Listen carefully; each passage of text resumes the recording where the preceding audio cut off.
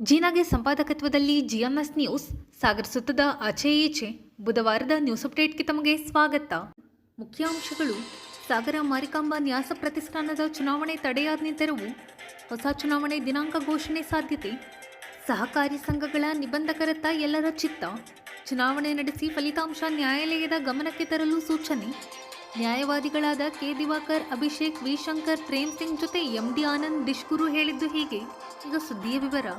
ಸಾಗರ ಮಾರಿಕಾಂಬಾ ದೇವಿ ನ್ಯಾಸ ಪ್ರತಿಷ್ಠಾನದ ಚುನಾವಣೆಗೆ ರಾಜ್ಯ ಉಚ್ಚ ನ್ಯಾಯಾಲಯ ನೀಡಿದ್ದ ತಡೆಯಾಜ್ಞೆ ತೆರವುಗೊಳಿಸಿದೆ.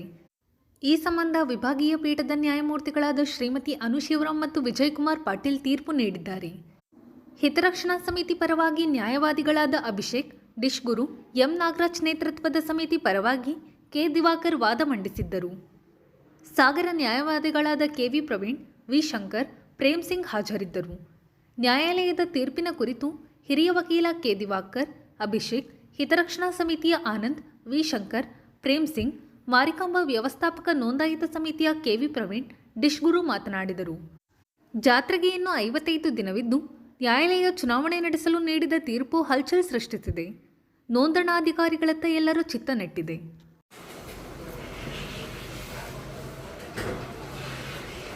ಈ ವಿರೂಪಾಕ್ಷಪ್ಪ ಮತ್ತು ಇತರರು ಕೊರಮ ಸಮಾಜಕ್ಕೆ ಅವಕಾಶ ಇಲ್ಲ ಅಂಥೇಳಿ ಚುನಾವಣಾ ಪ್ರಕ್ರಿಯೆಗೆ ತಡೆಯಾಜ್ಞೆಯನ್ನು ಕೇಳಿದ್ರ.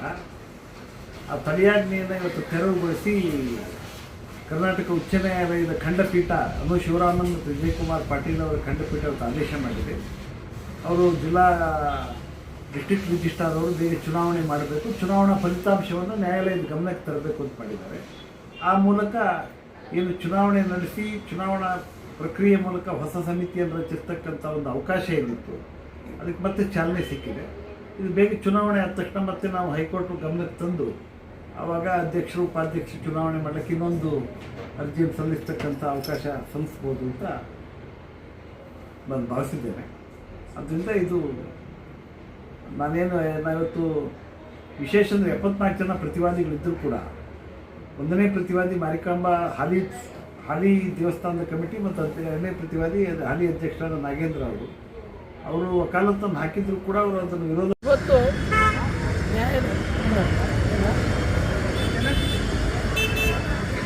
ಏನು ಸಾಗರ ಮಾರಿಕಾಂಬಾ ಚುನಾವಣೆ ಸಂಬಂಧಪಟ್ಟಂತೆ ತಡೆಯಾಜ್ಞೆ ಬಂದಿತ್ತು.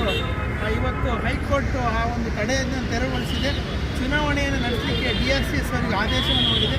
ಯಾವ ಸ್ಥಿತಿಯಲ್ಲಿ ಚುನಾವಣಾ ಹಂತ ಇತ್ತು ಅದನ್ನು ಪ್ರಕ್ರಿಯೆ ಪೂರ್ಣಗೊಳಿಸಬೇಕು ಮತ್ತು ಈ ಚುನಾವಣೆಯ ಫಲಿತಾಂಶ ಏನಿದೆ ಅಂತಿಮ ಅಪೀಲಿಗೆ ಒಳಪಟ್ಟಿರುತ್ತೆ. ಅದು ಯಾವ ಸಮಾಜ ನನಗೊಂದು ಅವಕಾಶ ಬೇಕು ಅಂತ ಕೇಳಿದ್ರು.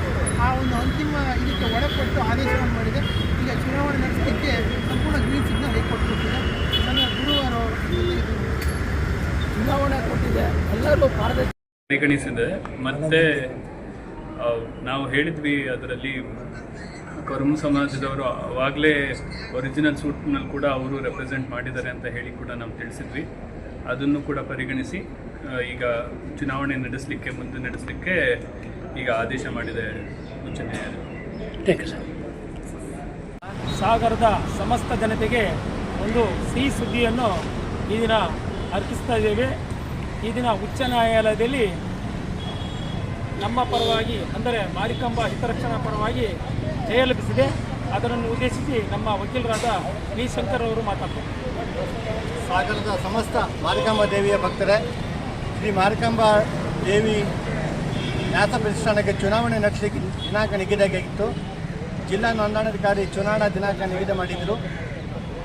2013ರಲ್ಲಿ ಈಗಿರುವ ಸಮಿತಿ ಅಧಿಕಾರಕ್ಕೆ ಬಂದಿತ್ತು. ಅಲ್ಲಿಂದ ಈವರೆಗೆ 3 ವರ್ಷಕ್ಕೆ ಅಧಿಕಾರದಲ್ಲಿ ಬಂದ ಸಮಿತಿ ಈವರೆಗೆ ಯಾವುದೇ ಚುನಾವಣೆ ನಡೆಸದೆ ಅವರೇನೇ ಅನಧಿಕೃತವಾಗಿ ಅಧಿಕಾರದಲ್ಲಿ ಮುಂದುವರ್ಕೊಂಡು ಬಂದಿತ್ತು. ಈಗ ಜಿಲ್ಲಾ ನ್ಯಾಯಾಲಯ ಚುನಾವಣೆ ನಡೆಸಬೇಕಂತ ಆದೇಶ ಮಾಡಿತ್ತು. ಆ ಪ್ರಕಾರ ಚುನಾವಣೆಗೆ ಸಿದ್ಧತೆ ನಡೆದಿತ್ತು. ಆದರೆ ದೇವಾಲಯ ಸಮಿತಿಯ ಕೆಲವರು ಬೇರೆ ಸಮಾಜದವರು ಎತ್ತಿಕಟ್ಟಿ ಹೈಕೋರ್ಟಿಗೆ ಅರ್ಜಿ ಸಲ್ಲಿಸಿದ ತಾತ್ಕಾಲಿಕವಾಗಿ ಚುನಾವಣೆ ತಡೆ ಬಂದಿತ್ತು. ಈಗ ಈ ಚುನಾವಣೆ ತಡೆ ನೀಡಿದ್ದನ್ನು ಹೈಕೋರ್ಟು ತೆಗೆದುಹಾಕಿದೆ. ಚುನಾವಣೆ ನಡೆಸಬೇಕಂತ ಜಿಲ್ಲಾ ನೋಂದಣಾಧಿಕಾರಿಗೆ ಸೂಚನೆ ನೀಡಿದೆ.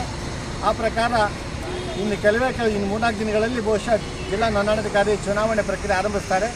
ನಾಮಪತ್ರ ಸಲ್ಲಿಸಲಿಕ್ಕೆ ಇನ್ನು 1 ದಿನ ಬಾಕಿ ಇತ್ತು. ಜಿಲ್ಲಾ ನೋಂದಾಧಿಕಾರಿ 1 ಅಥವಾ 2 ದಿನ ನಾಮಿನೇಷನ್ ಫೈಲ್ ಮಾಡಲಿಕ್ಕೆ ಅವಕಾಶ ಕೊಡ್ಬೋದು. ಆನಂತರ ಪರಿಶೀಲನೆ ಇರುತ್ತೆ, ನಾಮಪತ್ರ ಹಿಂದುಪಡೆದಿರುತ್ತೆ, ಆನಂತರ ಚಿಹ್ನೆ ವಿತರಣೆ ಇರುತ್ತೆ, ಕ್ರಮ ಸಂಖ್ಯೆ ನಡೆದಿರುತ್ತೆ, ಆನಂತರ ಚುನಾವಣೆ ನಡೆಸೋ ದಿನಾಂಕ ನಿಗದಿ ಆಗುತ್ತೆ. ಫೆಬ್ರವರಿ 3ರಿಂದ ಜಾತ್ರೆ ಆರಂಭ ಆದರೂ ಕೂಡ ಅದು ಮೊದಲನೇ ಹೊಸ ಸಮಿತಿಯ ಅಧಿಕಾರಕ್ಕೆ ಬರುವ ಸಾಧ್ಯತೆ ಇದೆ. ಚುನಾವಣೆಯಲ್ಲಿ ಯಾರು ಜಯ ಸಾಧಿಸ್ತಾರೋ ಅವರು ದೇವಾಲಯದ ಹೊಸ ಸಮಿತಿಯಾಗಿ ಕಾರ್ಯವನ್ನು ಮುಂದಿನ 3 ವರ್ಷಕ್ಕೆ ಅವರು ನಡೆಸಲಿದ್ದಾರೆ. ಈ ನಮ್ಮ ಹೈಕೋರ್ಟ್ ನ್ಯಾಯಾಲಯದಲ್ಲಿ MD ಆನಂದ್ ಅಂದರೆ ಶ್ರೀ ಮಾರಿಕಾಂಬಾ ಹಿತರಕ್ಷಣಾ ಪರವಾಗಿ ಬೆಂಗಳೂರಿನ ಸಮಿತ್ ಶಿವಾನಂದ ವಕೀಲರು, ಅವ್ರ ಜೊತೆಗೆ ಅಭಿಷೇಕ್ ಅಚ್ಚಯ್ಯ ಅವರು ವಾದಿಸಿದ್ರು. ಆ ಮೇಲ್ಮನವಿದಾರರ ಪರವಾಗಿ ಎಸ್ ವಿ ಪ್ರಕಾಶ್ ಅವರು, ಅಶೋಕ್ ಹಾರ್ನಳ್ಳಿ ಅವರು ವಾದಿಸಿದರೆ, ಪವಿತ್ರ ನಾಗರಾಜ್ ಟೀಮ್ ಇವರ ಪರವಾಗಿ ಕೆ ದಿವಾಕರ್, ಸಾಗರದ ಕೆ ದಿವಾಕರ್ ಅವರು ವಾದಿಸಿದ್ರು. ಅದೇ ರೀತಿ ನಮ್ಮ ಜೊತೆಗೆ ಸಾಗರದವರು ಯಾರಂತ ನಮ್ಮ ಸ್ನೇಹಿತರು ರವಿಕುಮಾರ್ ಅವರು ಕೂಡ ನಮಗೆ ಸಂಪೂರ್ಣ ಸಹಕಾರ ಕೊಟ್ಟಿದ್ದಾರೆ. ಈ ರೀತಿ ನಮ್ಮ ಮಾರಿಕಾಂಬಾ ಹಿತರಕ್ಷಣಾ ಸಮಿತಿ ಹೋರಾಟ ಮಾಡ್ಕೊಂಡು ಬರ್ತಾ ಇರುವಂಥ ವಿಚಾರದಲ್ಲಿ ನಮಗೊಂದು ಜಯ ಸಿಕ್ಕಿದೆ ಅಂಥೇಳಿ ನಾವು ಕೂಡ ಭಾವಿಸ್ತಾ ಇದ್ದೇವೆ. ಯಾಕಂತಂದರೆ ಹಾಲಿ ದೇವಸ್ಥಾನದವರು ಈ ರೀತಿ ಅನಗತ್ಯ ಚುನಾವಣೆ ನಡೆಸಲಿಕ್ಕೆ ವಿಳಂಬ ಮಾಡ್ತಾ ಅವರೇ ಅಧಿಕಾರದಲ್ಲಿ ಮುಂದುವರಿಬೇಕಂತ ಪ್ರಯತ್ನ ಮಾಡಿದರು. ಅವರಿಗೆ ಮಾರಿಕಾಂಬಾ ದೇವರು ಮತ್ತು ಹೈಕೋರ್ಟ್ ಸರಿಯಾಗಿ ತಪರಾಕಿ ನೀಡಿದೆ ಅಂತ ಹೇಳಿ ನಾನು ಕೂಡ ಭಾವಿಸ್ತಾ ಇದ್ದೇನೆ. ಇನ್ನೊಬ್ಬ ವಕೀಲರಾಗಿರ್ತಕ್ಕಂಥ ಇದು ಬುಧವಾರದ ಸಮಗ್ರ ಸುದ್ದಿ. ನಿರಂತರ ಸುದ್ದಿಗಾಗಿ ನೋಡ್ತಾ ಇರಿ GNS ನ್ಯೂಸ್. ನಮಸ್ಕಾರ.